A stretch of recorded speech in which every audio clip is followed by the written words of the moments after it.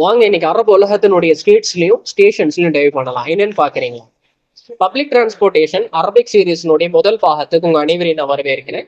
இதுல நம்ம கத்துக்க போகக்கூடிய முதல் வாக்கியம் என்ன அப்படின்னு சொன்னா, பஸ் ஸ்டாப் எங்க இருக்கு? இது எப்படி நீங்க அரபிக்ல கேட்பீங்க? ஸ்டாண்டர்ட் அரபிக்ல ஐன மோகிபல் ஹாஃபிலா எப்படி கேட்பீங்க? மறுபடியும் சொல்லுங்க. ஐன மோகிபல் ஹாஃபிலா. ஐன அப்படின்னு சொன்னா எங்கே அப்படிங்கிறதுக்கு பயன்படுத்தக்கூடிய ஒரு வார்த்தை தான் ஐன. ஓகேங்களா?